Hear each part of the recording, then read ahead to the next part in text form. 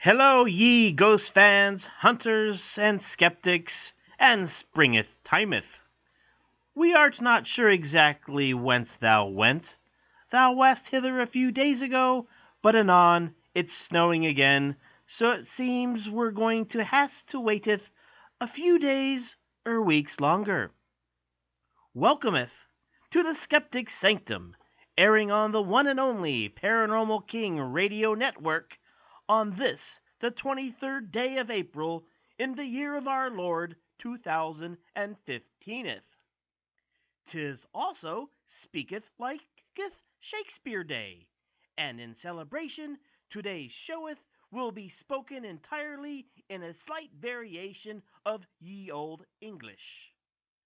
Doeth not worrieth if you thou don't understandeth a licketh of what we're saying, we don't either. To beeth or not to beeth.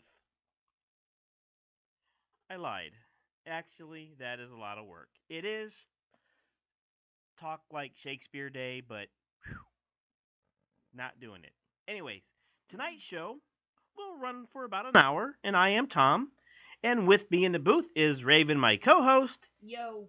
and also the unpaid intern, Phoenix, who had tears in her eyes and is the reason we won't be speaking like Shakespeare.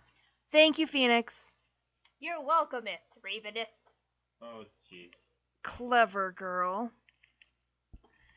Today's show is going to be pretty fun, as usual, we think, since we actually have a surprise guest. Well, Raven says he's a guest.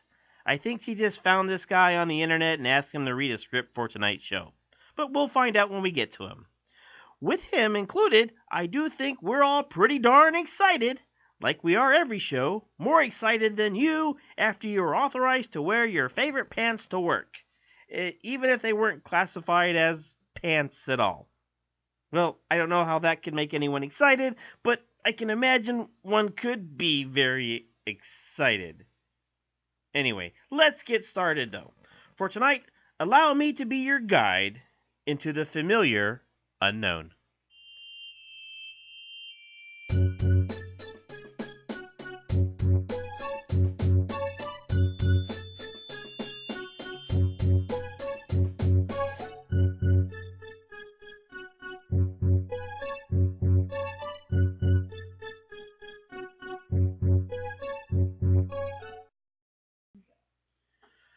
The Skeptic Sanctum. What are we? We are taking you, the ghost fans, off the beaten path of the paranormal radio into a roundabout of fun facts and whatever else crosses our mind while we do our best to educate and entertain. We at the SS, we do want to believe. However, we want facts. We want the proof. But however we get there, we're going to have a good time while we're looking for it. If you are here and get agitated demanding more proof than what we have on us to show, I'd just like to share who is what in the show. I am Tom, and I am the Skeptic. I really do not believe any of this, but just because I do not believe in something, I'm not going to be insulting or ridicule anyone that does. People are allowed to believe in things even if there is no proof. Life is hard, and sometimes something as simple as believing that unicorns exist makes life more tolerable. I will not take that away from anyone. I might think they're crazy, but I won't tell them they are to their face.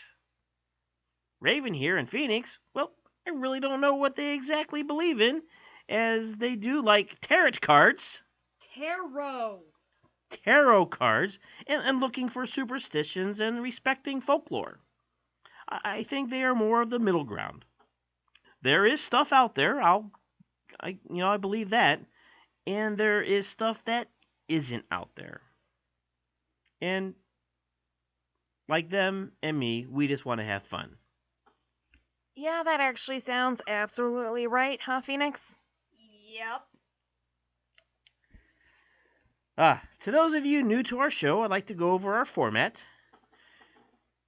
We at the Skeptic Sanctum are 25% fun, 25% facts, 25% beer, 25% stuff we just make up as we go along, as well as 15% of brain matter that Albert Einstein had over the rest of us not so large brained folks. So every show we want to deliver to you 115% of education, entertainment, and fun. Now, tonight's show is something small or large, depending on where you are in the world, what culture you believe in, and so on.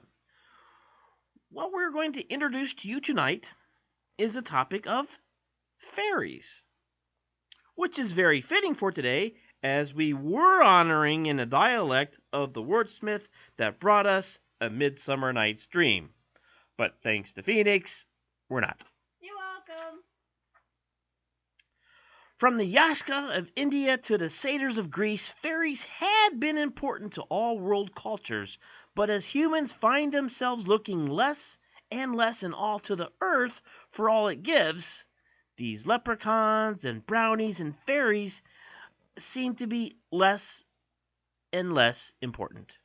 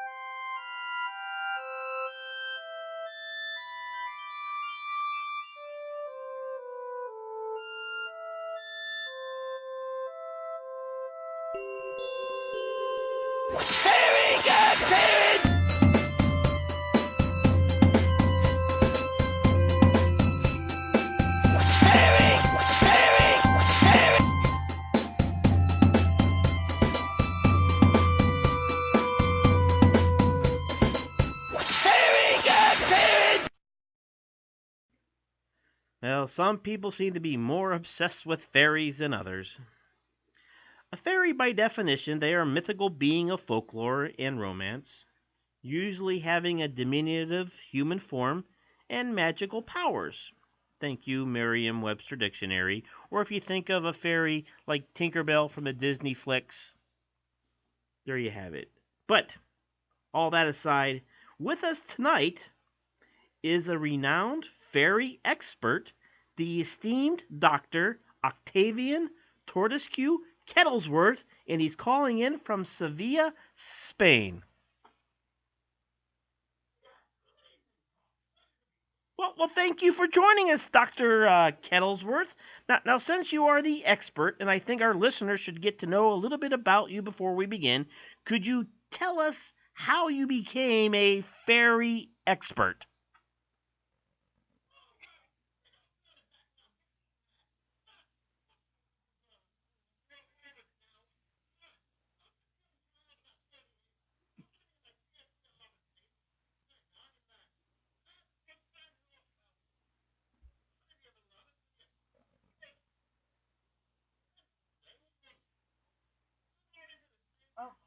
Hold on just a quick second. It seems where Skype was all nice and set up last week, it decided it's not going to be nice to us this week. We all can't have flawless shows every week, I guess. Give me just a quick second to select the source. And, there we go. If you could, repeat your, introduction again, Mr. Kettlesworth. Dr. Kettlesworth, sorry. Yes. Yeah.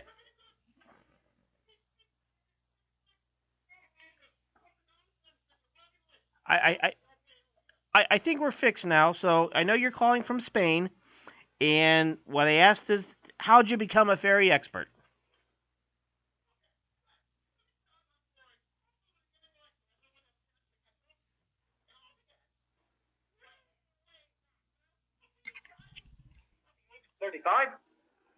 What? No.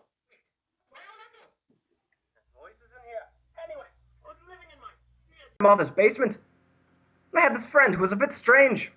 We called him Dank Derby. And he comes to me one day. Bit of a penchant for this alchemy thing. Kind of a weird person, I have to say. Very strange. But he comes to me one day and he says, Hey, Octavian! I found something amazing. You have to come to me farm, deep in the forest. Let's go, buddy. So being a good pal, I go with him into the forest. We weren't supposed to go into the forest. It's very, very weird in there. Nothing really makes sense. We never did find that farm of his. But we did find the most peculiar ring. This perfect ring of mushrooms. Mushrooms, I say. And they were delicious. We picked them all right there and brought them home and had a feast. It was the best meal I've had all week. And ever since I had that food, I could see the fairies. And I knew at that time that I had to study them. The world had to know.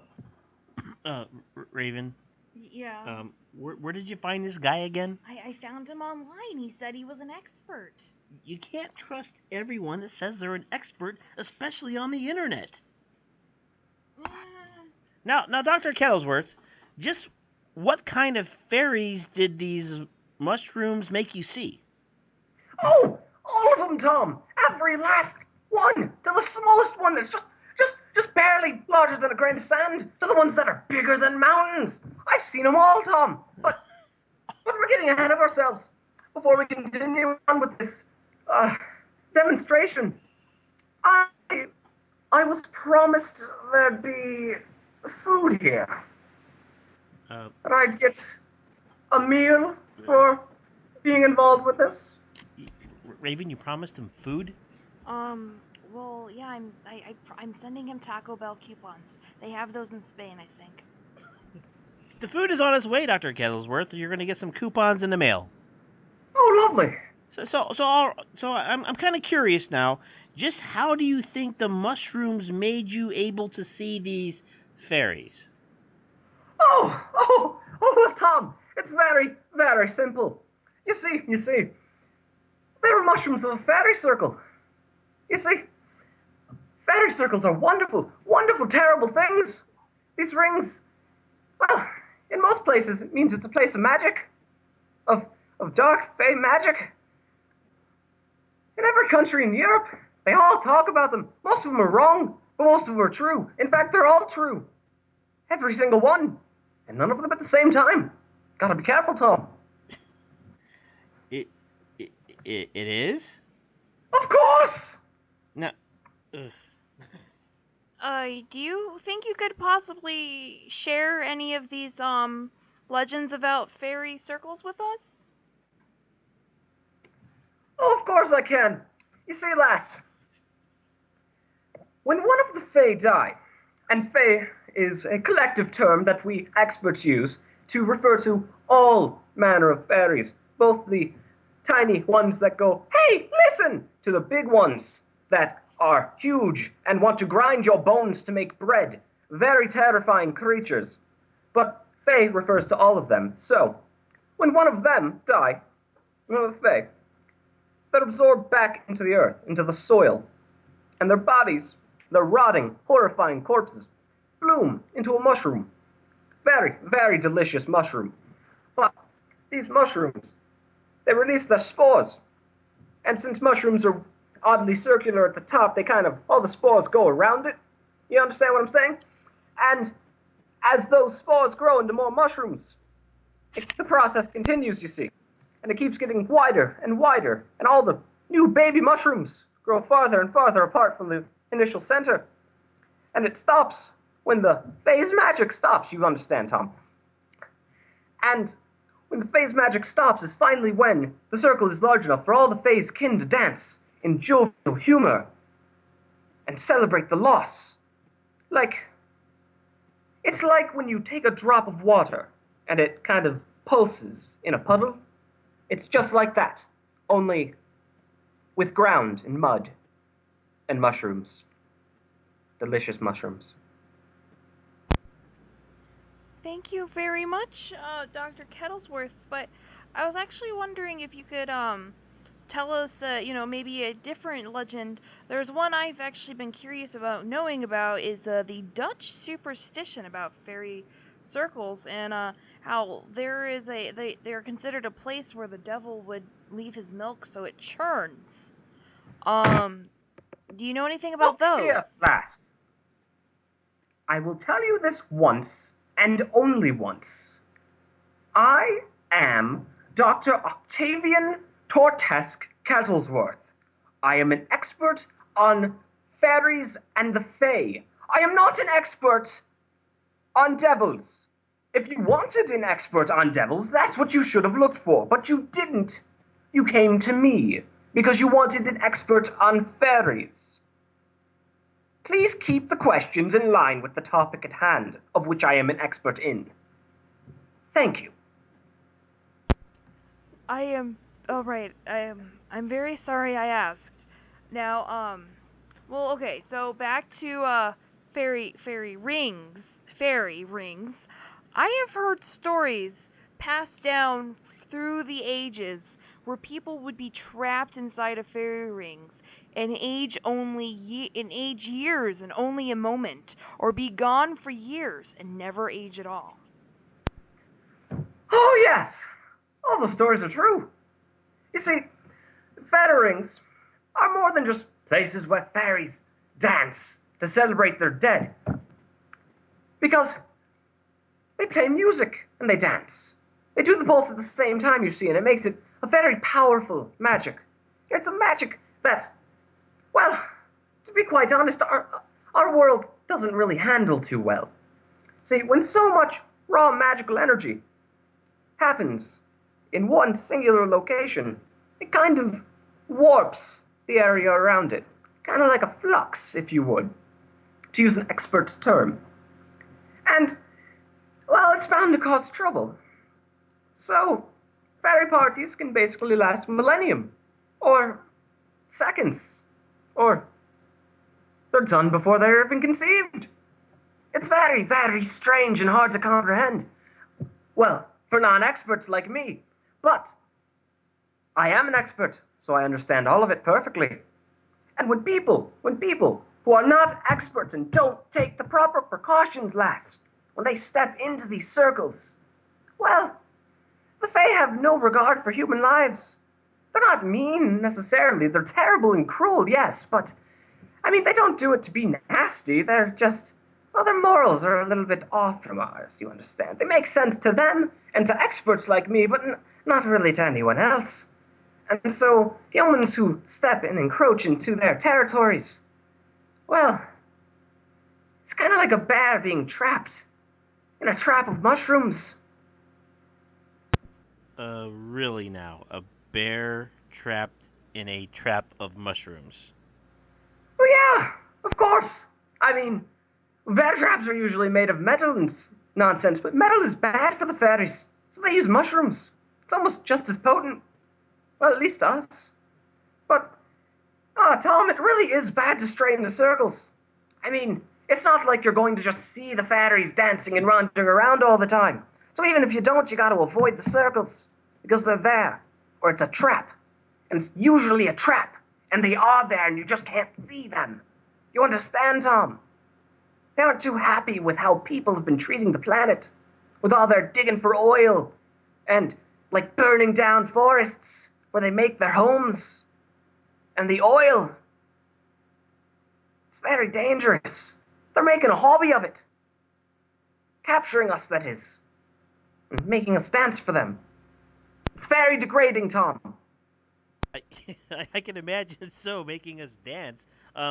So what happens if a person accidentally wanders into one of these circles? I mean, if you can't see them, what would happen?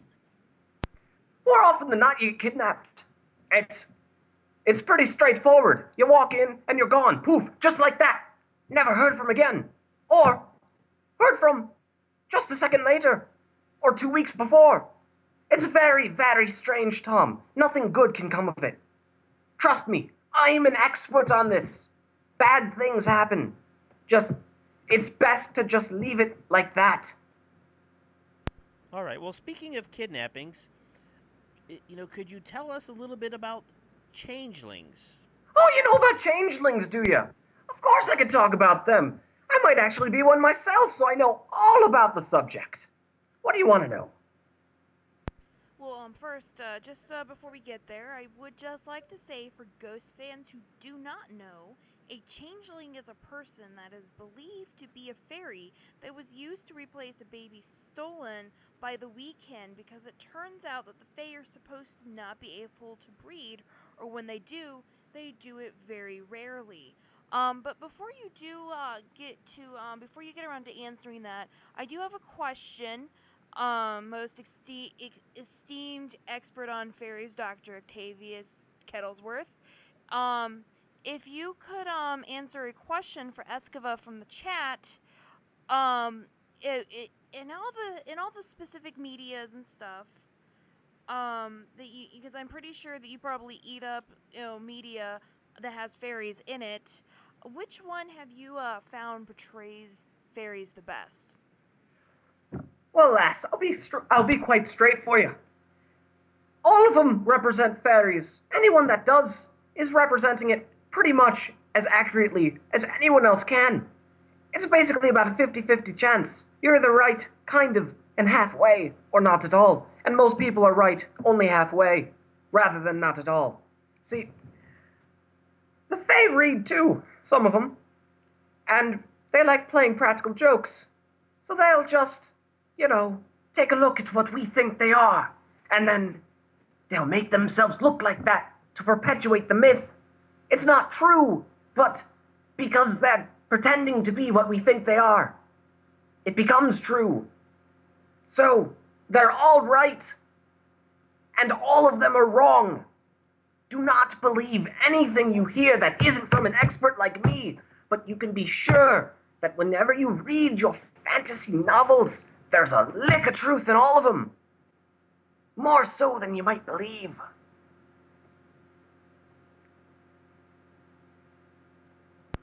Well, you may just be the unknown genius of our time, Dr. Octavius Kettlesworth. Now, what can you tell us about changelings? Oh, right. You're talking about changelings. Oh, let's see here. There's a lot to go over. So, the Fae, well, they like kids. I don't really know why. I'm an expert and I still can't figure it out completely. Some of them just like having them as pets. Others try and, I don't know, teach them how to do stuff. There's some weird experiments who go on with other ones. It's kind of a whole mess. And it's really disturbing to think about. But they want kids. So they'll sneak into your house through, like, your fireplace, lass. If you don't have a fire going, they'll sneak in and they'll take your child and replace it with one of theirs. And these children are messed up. They're not real children. Like, they could be centuries old as far as the Fae are concerned, but they look like your child. They take the place of the child they stole. And it's very disturbing. But you'd never know. You'd almost never know. Unless you know what to look for. But luckily, I'm here to tell you what to look for. Dealing with a changeling is a very important thing. And the signs are everywhere. But you see the signs most prominently in the cows.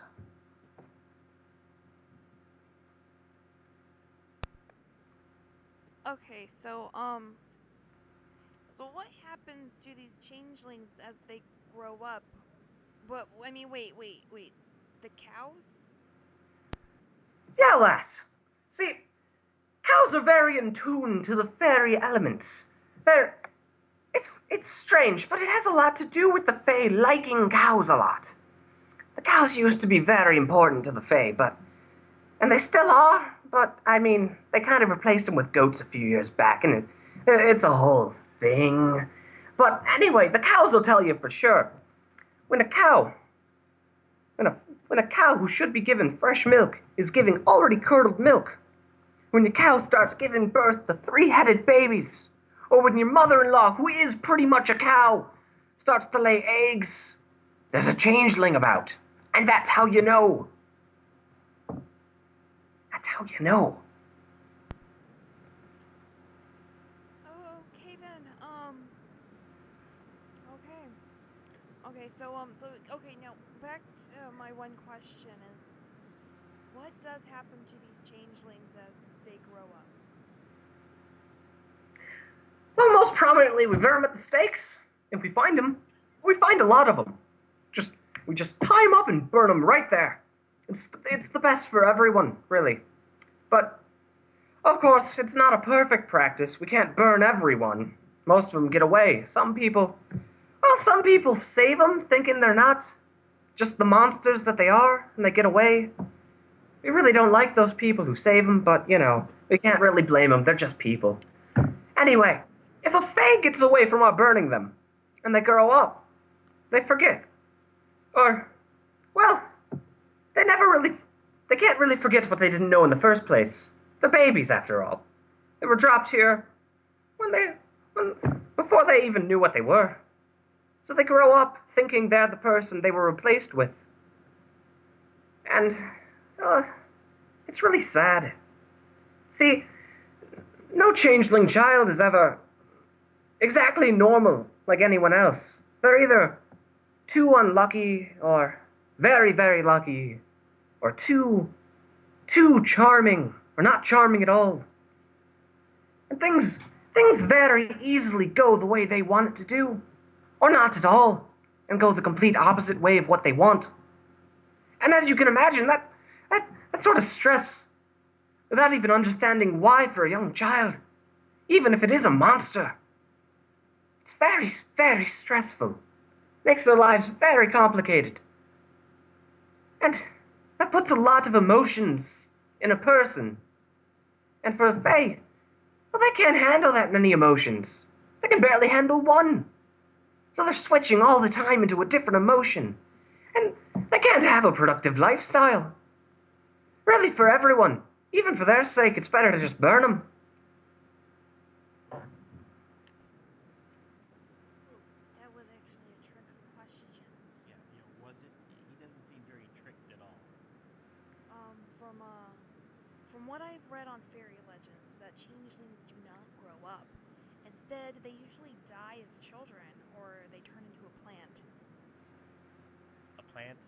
Yeah, great. Okay. Um, Triffids, excellent. Okay. Interesting, Dr. Kettlesworth. Anyways, I think we should take a short break, and when we get back, maybe we'll talk a little bit more about where fairies come from.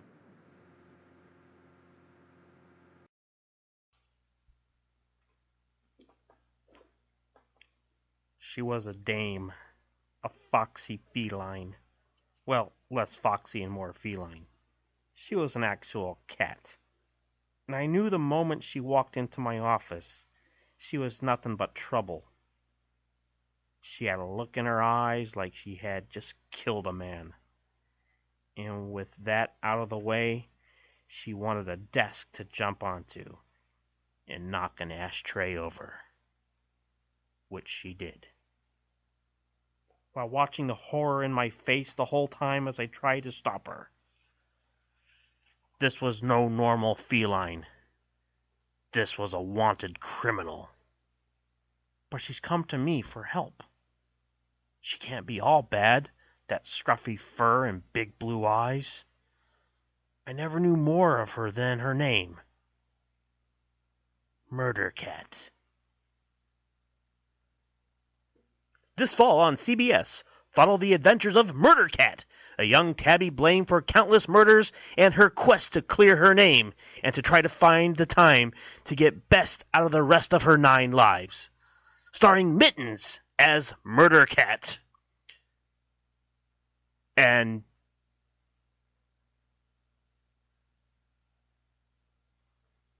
Tom Cruise. No. And Christopher Walken. No, that's not it either. Leonardo DiCaprio as Gumshoe Gumby. Expect drama, action, and good old-fashioned family values this fall on CBS.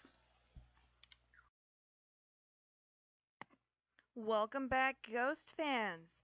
Now, Dr. Kettlesworth, Have you any idea where fairies are believed to have come from? Like, how did they end up on Earth?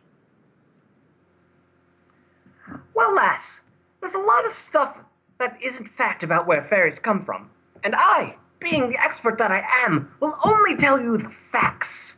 You see, back before religion was established across Europe, well, most people had a bunch of legends about what was happening and all the strange and unexplainable things going around. But right about when Christianity came to Ireland, which was a time back, a lot of the names, a lot of the lore, a lot of the things people believed and held close to their hearts, well, the religion was saying were wrong. And people didn't like that. People didn't want to believe in any of that. And the priests, they were actually very smart people. And they knew they couldn't just tell people everything they believed up till now was false. So they integrated it all into the new religion.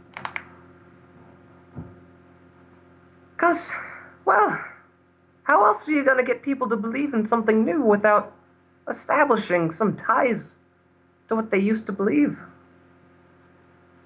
But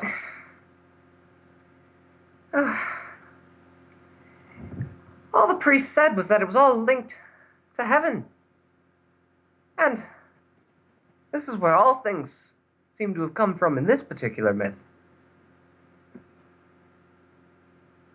All things? Yes, everything. Well, but Lucifer and the other angels didn't like things the way they were in heaven. You see, according to the myth. Well, when they were kicked out, and wasn't that just a great big spiel? A lot of things actually got sucked out of the gates with them. Unintentionally, I assume. But, who's to say? Well, when God closed those gates, those big pearly, golden, whatever they were, gates, those things got stuck outside of heaven, where they were to stay, outside of heaven. And the things inside of heaven were to stay inside of heaven. But you're saying that isn't really how it goes. No, absolutely not. Fairies are from another dimension entirely. That's why they can pass through this one unseen, with their glamours and such.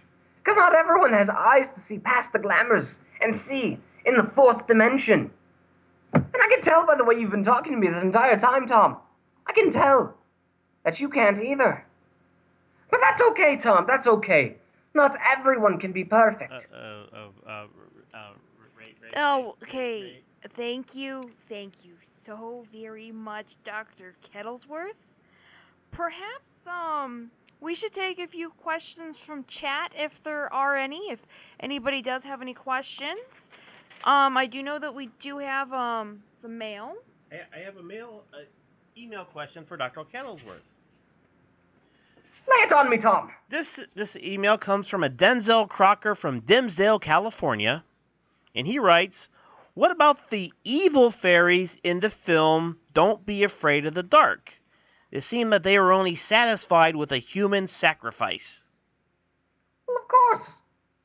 Well, would you be satisfied without your cheeseburgers, Tom? Would you be able to live without eating the flesh of a poor cow? Could you? It's the same basic principle. They want what they want. And in all fairness, I did see that particular show, that particular movie. And it was quite lovely. Quite terrifyingly lovely. And for all intents and purposes, those people got what they deserved, Tom. It was their fault. They were encroaching. The woman got sucked down a furnace vent. Yeah, Tom. She that's did not exactly deserve what happened that. in the movie. Furnaces are dangerous for people, Tom. That's why we light fires in them, so the Fae can't use them to cross through. It's especially important at all times, but even more so important, Tom, in the winter, roughly around December 25th. It's very important on December 25th, Tom.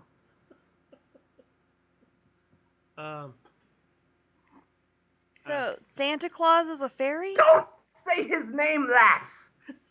He'll know. Oh man, I mean, we aren't laughing. I just want all the ghost fans to know we're not laughing. We all have the flu, and we have the sniffles. These are not Snickers you were hearing. This is sniffles. We take Dr. Octavius Turtle Stew Kettlesworth. We take his insight very seriously. Is he's an expert, and he's an expert for a reason. And we did have something in from chat. The gentleman, that ice guy, he said in exclamation that the Fairly Odd Parents was a lie. Is that true? Is that show based on a lie, or is it a true story? Well, I can't say for certain, dear, if it's 100% accurate, if it was transcribed completely through someone's life. But there have been many cases of Fae who just, well, they're enamored by people. They like them. They see him there and they're taken by him, you know, like a puppy. Exactly like a puppy, actually. And so they give these puppies their little things. And to us, the puppies, we don't comprehend their gifts as more than the magic that we perceive them as. Because not everyone is perfect and can understand that it's all horrible, horrible things that we're given that are disguised to look like good things. So are we their puppies, or are they our puppies? We are their puppies on the best of days, Tom. On the worst of days, we are their club sodas. I hate club soda. Okay. Exactly! Any other questions out there? Okay, we did actually, this is another, what is the, black market for leprechauns? Lass, you're encroaching on some pretty dangerous territory there. This is a live broadcast, right? Absolutely live, and we have no connection with the FBI. Lass, we can't be revealing things like that. Okay? It's dangerous things to talk about. Talk to me after the show if you want to know. I mean, sniffle. Achoo. You guys are very sick, you know that? You have to be more careful. It can get into your head this way. You're more susceptible to their glamours. Get some soup. Nice mushroom soup, Tom. No, Feed it to your kids. I think I'm actually not going to be eating mushrooms or anything after this. Now, usually we do go to a second commercial, but, I was actually wondering, Dr. Kettlesworth, if you would like to do some phone calls with Tom. Oh, I'd be glad to help dear Tom out on the phone calls. Oh, that's wonderful. But, there is a question here from, HyperX in the chat. Do fairies do drugs? Of course they do drugs, dear. None of the stuff we have running around on this place. It's all more potent and deadly for us. It's basically like taking straight arsenic, but it gets them a great high. And they like being high, dear. They like being on their drugs, most of them. Because it keeps them entertained. And it's not good when they're not entertained. It's really not good. Okay, we do have another question. This one is from Del Saber. Do emotions affect their powers? And what is their basis? Well, that really depends on the Fae. Like, for instance, the Summer Court deals with a lot of more jovial sort of emotions. And so when they're depressed, it's not very good. Their powers kind of wax and they start to die. The Winter Court, on the other hand, revels in that depression and that... Teenage angst? Yes, exactly that. Only with fairies and not teenagers. They revel in that, and that's where they get their energy from. But for other things, some of the smaller, the weaker ones, Well, it's not so much their emotions that garner their powers as just their very existence. You go to a little sprite and you make it sad and it ceases to exist. You make a goblin question what it means to be a goblin, and their heads explode. 5 times out of 3. It's very dangerous. Well, that sounds terrible. Now you said like the winter court and the summer court. That translates to the Seelie and Unseelie, correct? That's absolutely correct, dear. The holy Absolutely and unholy. correct. How did you learn those terms? You shouldn't be speaking that language. I played a video game actually. Oh. Now let's see. Escova here does have another question and asks, is the Winter Court ruled by a royalty system much like in Desdrin Files books? It's actually been quite some time since I've read those, so I can't say for certain if it lines up exactly the same. But the courts are ruled by a very strict hierarchy, yes. I know, I do have conflicting reports. Now, I do know in a standard mythology, it's usually fairy queens, but more Western media has taken fairy queens and has decided that instead of a monarchy, all the different fairy courts are ruled by kings. Is that true? Lass, the fairies you might find more in the Western world, more today, would probably have more of a king, insofar as they're, keeping with the medias to trick us. But no, the oldest courts, the oldest families, the oldest ones, their rulers will be female. They'll be the queens. Like elephants? So fairies are like elephants then? I guess if you want to put it that way, yes. But don't say that to their face or they might actually turn into an elephant while you're holding them. It's not a good time. It's like going to your girlfriend and saying, "Oh, you look nice in that dress. Too bad you're fat like an elephant." Bad things happen. Get kicked out of the house. You have to go back and live in the basement. It's not good. Yeah. Don't insult people. Yeah. If my boyfriend was to say that to me, definitely. I would definitely kick him out of the house. Okay. One last question from chat, and then I think we'll take our phone calls. King wants to know if do fairies wear long johns in the winter? Oh, dear King. A better question would be, why did we start taking fairy fashion into our lives? That's the real question here. Think about it. It's very strange. Okay, I lied. Okay, we have another question actually. This is from Death Omen now. Do different bloodlines relate to different elements? Well, not all the Fae have blood in the standard sense, you see, but there are some who are far more attuned to the elements than others. But I wouldn't say it's necessarily a straight, this family is all about fire and that one's all about rock. Rather, this sect of this kind, this species of the Fae, is attuned to the earth or attuned to the air. So, yes and no, Death Omen. Why is your name Death Omen? Because she's awesome. Okay, so I do think we are gonna go ahead and take our phone calls now. Okay, or actually no, I forgot. We actually have to do some horoscopes in real quick. If Phoenix can do those in under 4 minutes. I don't know if I can. Yeah.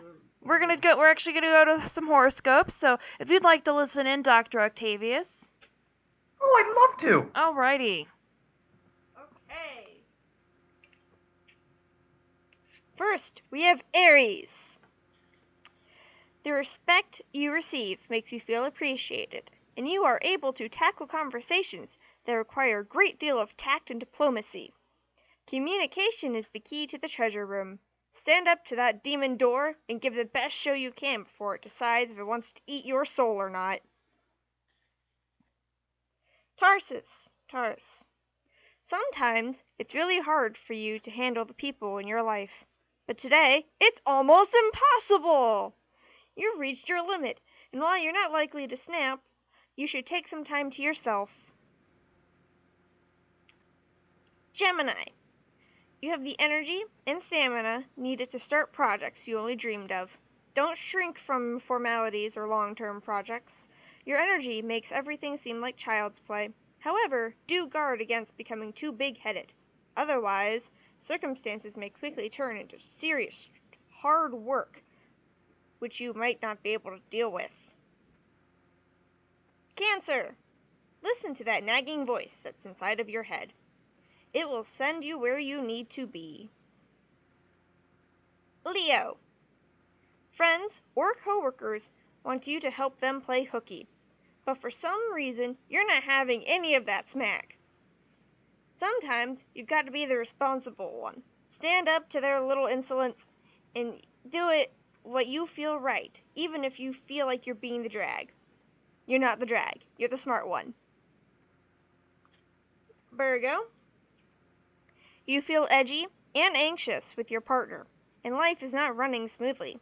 Feeling uncomfortable with your situation, you get worked up over the smallest of incidents. Don't upset your partner over something trivial like not folding the towels or taking out the trash. You will regret this later and realize how foolish you have been. Avoid any arguments. Don't let the feelings you have knock you off balance. Libra. Someone may have a different agenda than you, but they still have a right to do it. Scorpio. Conversations are more challenging than usual, as others appear to be taking the opposite point of view from your own. Remember, only a compromise is a satisfactory outcome for both sides. If you prefer not to risk any lasting damage, you are well advised to let the other person win. So soon appreciate that. On balance, this way of behaving might appear to be more useful to you. Sagittarius. Collaborate! Others may drive you crazy, but they can also drive you to success. Ooh, I lost one. You lost one? Lindsay, No. It's time for bacon and stegosaurus. No, we got it back. Okay, we found it. Ugh. Ooh, wind, clouds, you know. Anyways, Capricorn. You need to avoid the impulse to make hasty decisions today. There's a lot more going on than you realize. It's better time for you to slow down and try to ignore all outside pressures. Ignore all of them. Aquarius. Don't get too upset if your relationship seems to go temporarily haywire and your partner seems overly demanding of you. If they seem to behave more oddly than they normally do, just quietly accept the way they behave. It's probably that you're much more irritable and easily disturbed by things that normally don't bother you. Get some much needed rest. Take a shot of gin. Do something to calm down. Last but not least, Pisces. Being particularly direct and upfront with what you say.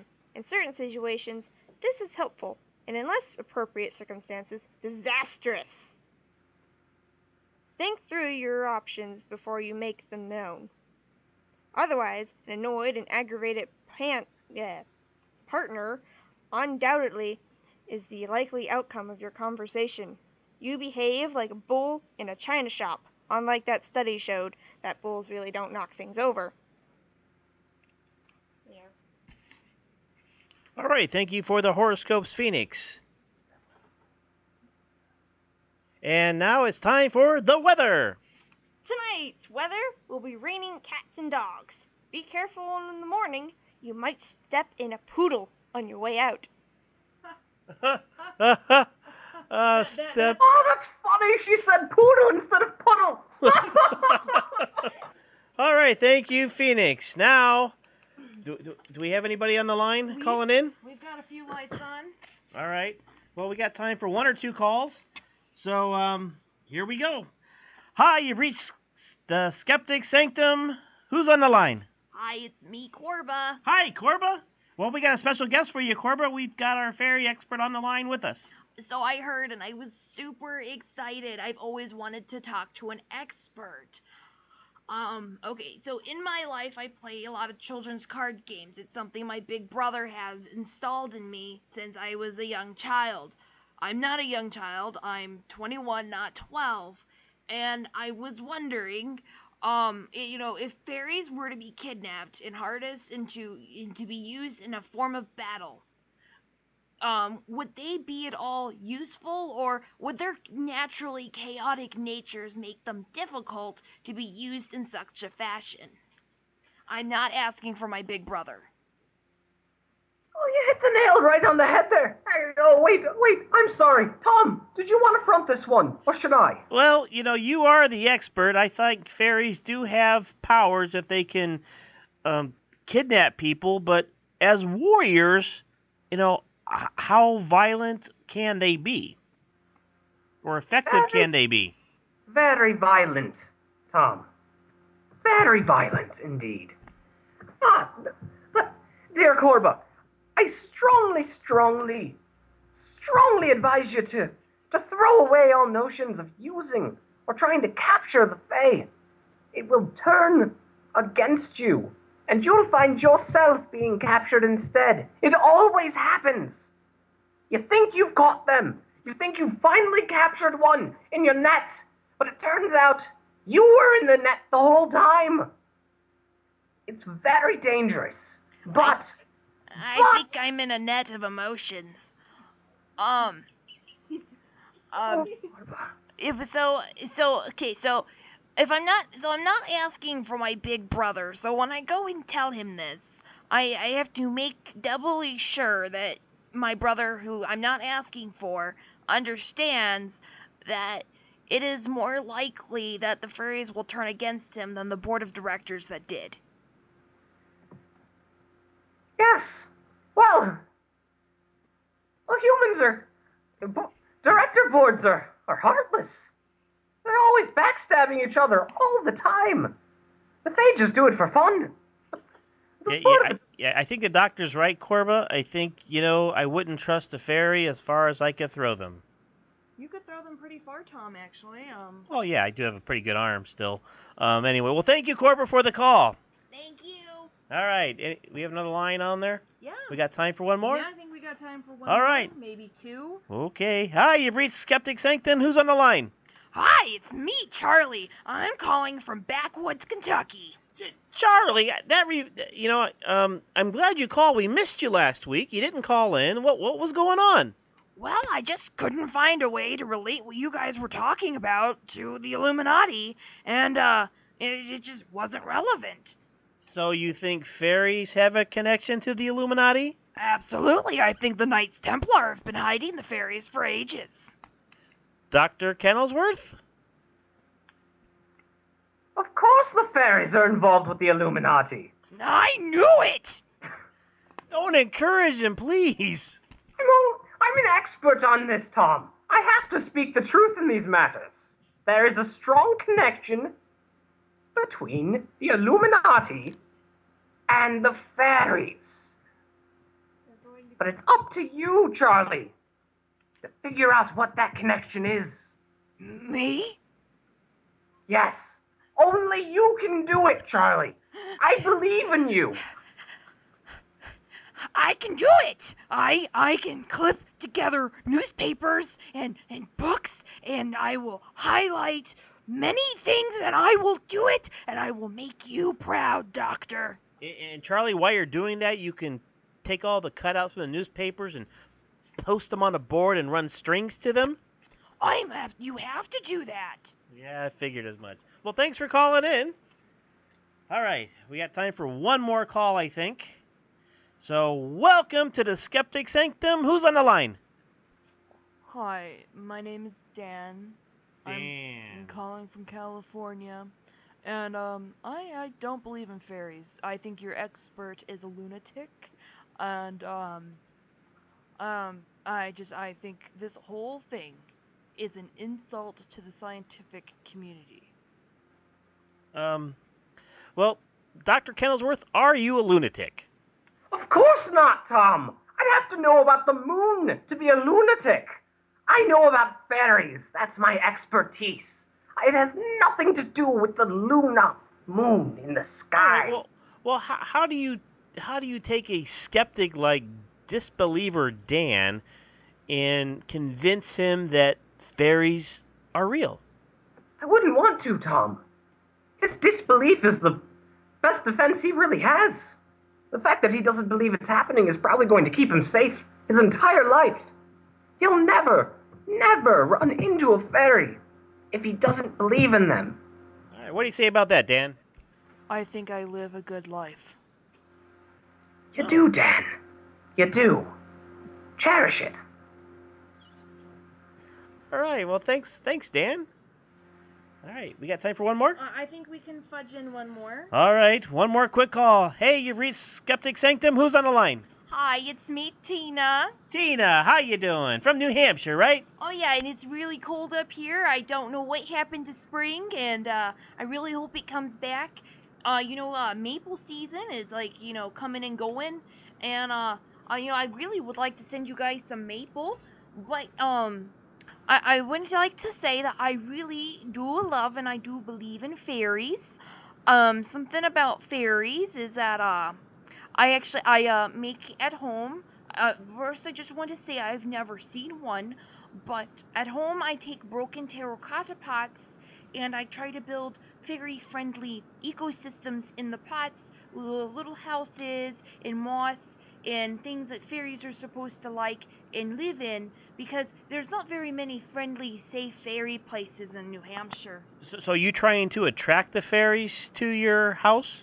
You like hummingbirds and bees. Yeah. Dr. Kennelsworth, is that a good idea for her to attract fairies to her house? Do you have a license to be making fae households? Do you? I don't make fae households, Tina. You're the one saying you're trying to encroach on their economy. You know how bad that is. You're probably driving your property prices through the roof. It's ridiculous. What? If they have an economy, wouldn't there be poor people in their economy? As economies all stem from a taxation of capitalism, and capitalism is a it's a weak system. And not that socialism is any better. I don't believe in that one either. But there's going to be poor people in any society. And if there would be poor fairies, wouldn't there? Of course not. Well, I mean, some of the goblins walk around in rags and pretend to be poor, but they're really not. They just don't want to do any work. It's really more of a communist situation for the fairies. Most of them. All right. Well, we've about reached our time limit for tonight, gang. Thank you, callers. Dr. Kennelsworth, I have to say this is one of the most enjoyable shows we've had. Thank you for being on. Well, thank you for having me, Tom. I don't know how Raven found you, but it has been quite, what's the word I'm looking for? Entertaining, if not anything else. Yeah, very entertaining. Now, before we do go out, Ghost fans, I want to apologize from the deepest parts of my heart. Apologize for what? I'll let you guys just take my apology for whatever you needed apologies for. And also I do have a second apology for not going into any true specifics on any fairies.